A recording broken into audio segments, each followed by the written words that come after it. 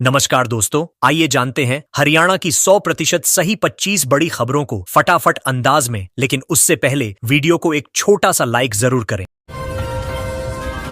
हरियाणा में digital India का सपना अधूरा। हरियाणा सरकार का भूमि रिकॉर्ड को डिजिटल और पारदर्शी बनाने का सपना अधर में लटका है। करोड़ों खर्च कर खरीदे गए 300 जीपीएस रोवर तहसीलों और उप तहसीलों में बेकार पड़े धूल फांक रहे हैं। इन रोवर का इस्तेमाल जमीन की पैमाइश को सटीक और विवाद रहित बनाने के लिए होना था, लेकिन विभागीय लापरवाही और सिस्टम की सुस्ती से यह परियोजना ठप है। किसानों और आम लोगों को अब भी पुराने तरीकों से जमीन मापनी पड़ रही है, जिससे पारदर्शिता का दावा सवालों में है। हरियाणा में बसों का सफर महंगा हुआ। हरियाणा से राजस्थान का सफर करने वालों को अब जेब पर ज्यादा बोझ उठाना पड़ेगा। राजस्थान परिवहन निगम ने बस किराए में 10% से अधिक की बढ़ोतरी कर दी है। इसका असर साधारण से लेकर डीलक्स, एक्सप्रेस और सेमी डीलक्स सभी बसों पर पड़ेगा। जयपुर कोटा का किराया 40 रुपए और अजमेर का 25 रुपए बढ़ा दिया गया है। रोजाना आने जाने वाले यात्रियों के लिए यह बढ़ोतरी बड़ा झटका साबित होगी। लोगों ने सरकार और परिवहन निगम के इस फैसले पर नाराजगी जताई है।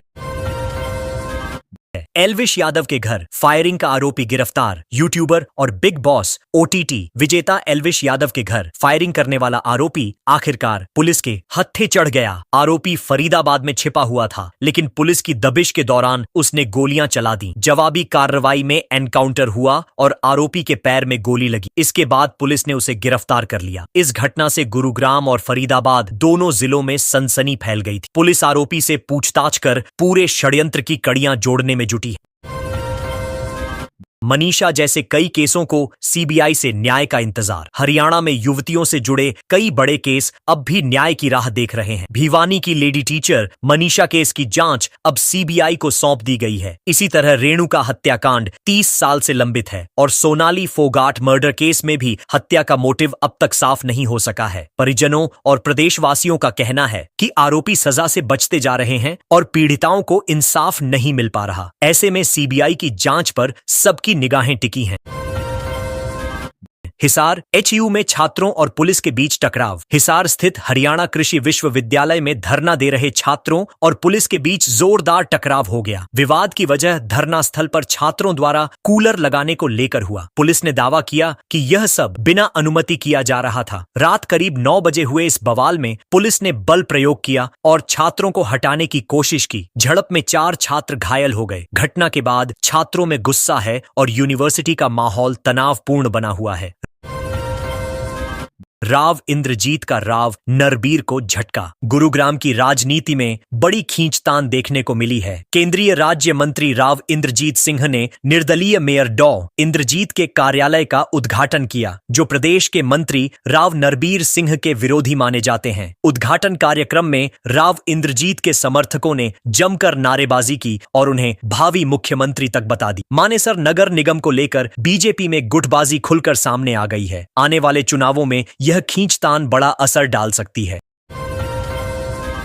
भिवानी के एनआरआई उद्योगपति का ब्रिटेन में निधन। भिवानी के मूल निवासी और ब्रिटेन के मशहूर उद्योगपति लॉर्ड स्वराज पॉल का 94 साल की उम्र में निधन हो गया। उनका नाम ब्रिटेन के सबसे अमीर लोगों में गिना जाता था। वे कई बार संडे टाइम्स रिच लिस्ट में शीर्ष स्थानों पर रहे। 60 के दशक में वे इंग्लैंड जाकर बसे थे और वहीं अपने व्यवसाय से बड़ी पहचान बनाई। पिछले साल ही उनका पोता अपने पुश्तैनी गांव आया था। स्वराज पॉल का निधन हरियाणा और प्रवासी भारतीय समुदाय के लिए गहरी क्षति माना जा रहा है।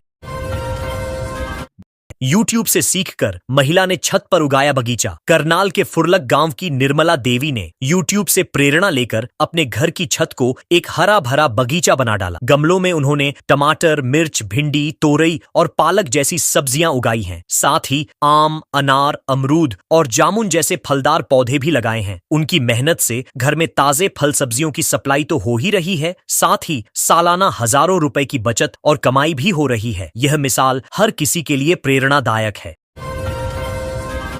करनाल डीसी ऑफिस में कर्मचारियों का मोबाइल बैन। करनाल के मिनी सचिवालय स्थित डीसी ऑफिस में अब कर्मचारियों के लिए मोबाइल फोन चलाना पूरी तरह बैन कर दिया गया है। अधिकारियों का कहना है कि यह कदम प्रोडक्टिविटी बढ़ाने और ऑफिस की गोपनीयता बनाए रखने के लिए उठाया गया है। कर्मचारियों को अब अपने मोबाइल फोन सिटी मजिस्ट्रेट कार्यालय में जमा कराने होंगे। बातचीत के लिए लैंडलाइन फोन का इस्तेमाल करना होगा। इस सख्ती से कामकाज पर कितना असर पड़ेगा, यह आने वाले दिनों में साफ होगा। पुलिस ने घरौंडा के एसडीएम की सरकारी गाड़ी जब्त की। करनाल के घरौंडा एसडीएम की सरकारी गाड़ी को कोर्ट आदेश की अवहेलना करने पर पुलिस ने जब्त कर लिया। कोर्ट के आदेश पर पुलिस टीम सीधे एसडीएम ऑफिस पहुंची और वहां से गाड़ी को उठाकर कोर्ट परिसर में खड़ा कर दिया। यह कार्रवाई अधिकारियों की लापरवाही और आदेश न मानने के कारण की गई। इससे प्रशासनिक गलियारों में खलबली मच गई है। अब सवाल उठ रहे हैं कि जब खुद प्रशासनिक अधिकारी ही कोर्ट के आदेशों की अनदेखी करेंगे तो आम जनता पर क्या असर पड़ेगा। डीजीपी बोले, मनीषा मामले में मर्डर केस दर्ज किया था। भिवानी में मनीषा मौत मामले को लेकर हरियाणा डीजीपी शत्रुजीत कपूर ने प्रेस कॉन्फ्रेंस की। उन्होंने साफ कहा कि इस मामले में पुलिस ने तुरंत हत्या का केस दर्ज किया था। डीजीपी ने कहा, हमने एक युवा बेटी को खोया है। बेटियां सबकी साझा होती हैं। उन्होंने परिजनों के दुख को साझा करते हुए 18 अहम सवालों के जवाब भी दिए। मनीषा की मौत को लेकर लगातार उठ रहे सवालों के बीच यह बयान काफी मायने रखता है और अब परिवार को न्याय दिलाने की उम्मीदें और मजबूत हो रही हैं। भिवानी में शिक्षक पर छात्र ने किया हमला। भिवानी के गांव ढाणा लाडनपुर के सरकारी स्कूल में 12वीं के छात्र ने अपने शिक्षक पर हमला कर दिया। दरअसल छात्र को शरारत करने से रोककर जब प्रिंसिपल रूम में ले जाया गया तो वहां गुस्साए छात्र ने पंचनुमा हथियार से अध्यापक के सिर पर वार कर दिया। घायल शिक्षक को तुरंत अस्पताल में भर्ती कराया गया। इस घटना ने शिक्षा जगत को झकझोर दिया है। सवाल उठ रहा है कि अनुशासनहीनता और हिंसा का यह माहौल स्कूलों में क्यों पनप रहा है। रेवाड़ी में बीजेपी विधायक से एसडीओ का विवाद। रेवाड़ी में बिजली निगम के एसडीओ और भाजपा विधायक आमने सामने आ गए। दरअसल जर्जर खंबे बदलवाने को लेकर विधायक ने एसडीओ से बात की तो उन्होंने जवाब देते हुए कहा, मैं सरपंच से बड़ा हूं, वो मेरे से बात कर लेगा। यह बयान विधायक को नागवार गुजरा और उन्होंने विशेषाधिकार समिति में शिकायत दर्ज करा दी। अब समिति ने बिजली निगम अधिकारियों से जवाब तलब किया है। इस पूरे विवाद ने राजनीतिक और प्रशासनिक गलियारों में हलचल मचा दी है। 31 अगस्त तक दादरी को कैटल फ्री करने के निर्देश। चरखी दादरी में जिला प्रशासन ने 31 अगस्त तक शहर को पूरी तरह कैटल फ्री करने का आदेश दिया है। डीसी मुनीश शर्मा ने साफ निर्देश दिए कि सभी आवारा पशुओं को पकड़कर गौशाला भेजा जाए। इसके साथ ही शहर भर में सीसीटीवी लगाए जाएंगे ताकि पशु छोड़ने वालों पर निगरानी रखी जा सके। अवैध डेयरियों पर भी जुर्माने की कार्रवाई होगी। प्रशासन ने कहा है कि तय समय के बाद अगर कोई पशु शहर में घूमता मिला तो उसके मालिक पर सख्त कार्रवाई की जाएगी।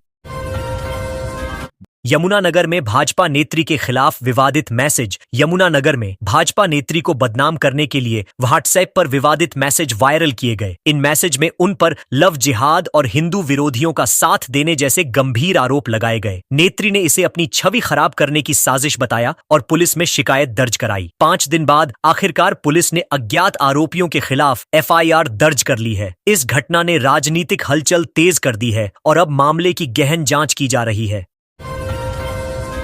सिरसा में महिला से सोने की चेन बालियां झपटी। सिरसा में एक महिला के घर में बाबा बनकर घुसे युवक ने लूट की वारदात को अंजाम दिया। युवक भीख मांगने के बहाने घर में दाखिल हुआ और मौके का फायदा उठाकर महिला को नशीला पदार्थ सूंघा दिया। जैसे ही महिला बेहोश हुई, युवक ने कानों की बालियां और गले से सोने की चेन झपट ली। घटना से इलाके में दहशत फैल गई है। पुलिस ने मामला दर्ज कर जांच शुरू कर दी है, लेकिन आरोपी अभी तक पुलिस की पकड़ से बाहर है।